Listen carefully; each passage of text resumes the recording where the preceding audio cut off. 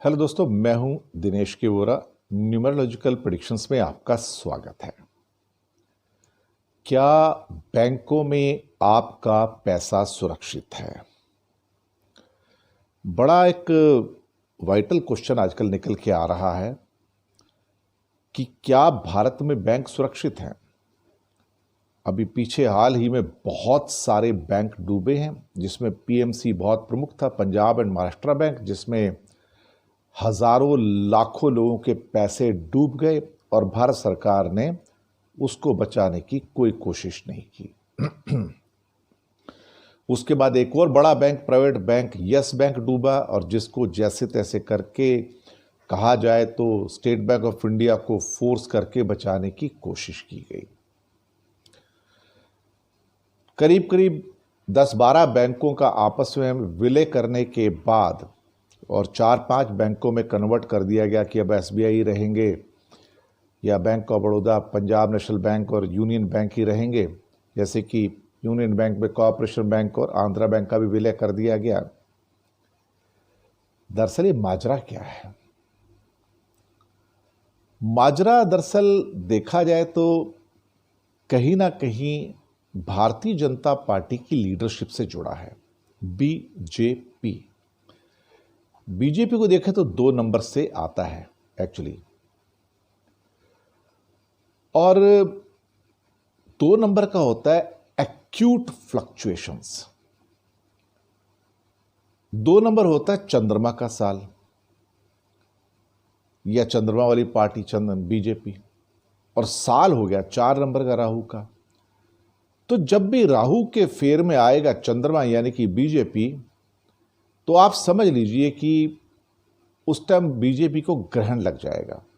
और चूंकि बीजेपी सरकार में है तो सरकार को ग्रहण लग जाएगा। सरकार को ग्रहण लगने का मतलब है कि सरकार से जुड़ी हुई जो अर्थव्यवस्था है और बैंक्स है उसको ग्रहण लग जाएगा। वही हुआ। कहीं ना कहीं देखा जाए तो बैंक्स डूबते नजर आए, सरकारें कोशिश करती नजर आई कि कुछ करें, लेकिन दरअसल बैंकों के ऊपर प्रेशर इतना ज्यादा डाल दिया था बीजेपी गवर्नमेंट ने, और तो और अपना जो 20 लाख करोड़ का पैकेज अभी कोविड में अनाउंस किया था वो भी बैंकों के ऊपर डाल दिया, खुद एक पैसा नहीं दिया। आज बैंक जो थे, जो विलय जिनका किया गया, दरअसल वो सारे के सारे एक किस्म से दिवालिया बैंक थे, जिनके एनपीएस इतने ज्यादा बढ़ चुके थे कि वो खड़े हो ही नहीं सकते थे। अब चूंकि भाजपा सरकार लोगों से ये नहीं कह सकती कि ये बैंक दिवालिया हो गए, इसके लिए इनका विलय किया जा रहा है, तो उन्होंने कहा कि नहीं, अभी हम 5-6 बड़े स्ट्रांग बैंक चाहिए दुनिया के लिए, तो इसलिए हम विलय कर रहे हैं। दरअसल बहाने 100 हों, लेकिन अल्टीमेटली जो अर्थव्यवस्था की समझ रखते हैं उन्हें मालूम है कि हकीकत क्या है। बाकी जो भक्त लोग हैं उनकी राम जाने, वो राम मंदिर में खुश हैं साहब, जरूर खुश रहिए, हम भी खुश हैं। लेकिन जब पूरा देश एक राम मंदिर में खुश होना शुरू हो जाए और अर्थव्यवस्था से आंखें फेर ले, तो फिर ये समझो कि राम जी बचाने नहीं आएंगे। राम जी भी तभी आपको बचाएंगे जब आपकी हेल्थ अच्छी होगी, और जब बैंकों की हेल्थ पूरी की पूरी बिगड़ चुकी है तो आप ये समझ लीजिए कि आपका पैसा भी हो सकता है मार्च अप्रैल के बाद बैंकों में सुरक्षित ना रहे। देखो, आपने 100 रुपये डाले, 6% का इन्फ्लेशन, 2 से 3% का बैंकों का ब्याज, तो अगर 1 साल के बाद आप देखेंगे तो आपके 100 रुपये का आपको मिले तो 103, लेकिन उसकी कीमत घट के रह गई 97 रुपये 97। तो बैंक डूबा न डूबो, आपका पैसा जरूर डूब रहा है, बैंक में रख के भी डूब रहा है। तो ये हालात हैं, यानी कि बैंक में पैसा रखने के बाद भी अगर उसकी कीमत के हिसाब से देखा जाए तो हम डूब रहे हैं, आम जनता डूब रही है।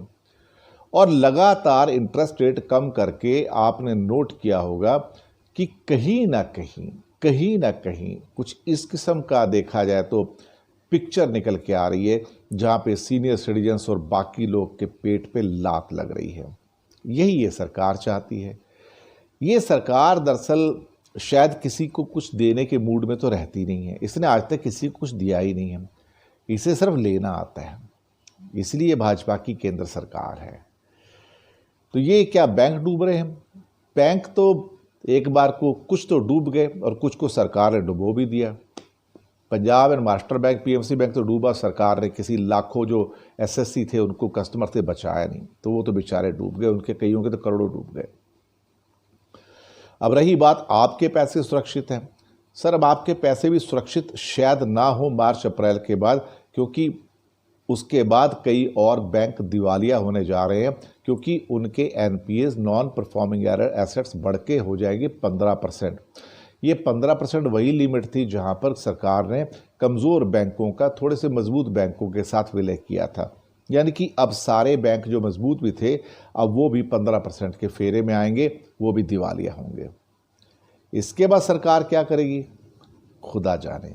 आपका पैसा सुरक्षित है, इस बात की गारंटी सरकार भी नहीं दे रही है। वो कहती है अगर बैंक डूब गया तो हम आपको 1 लाख रुपए दे देंगे। अब सरकार हर जगह हाथ झाड़ते हुए नजर आ रही है।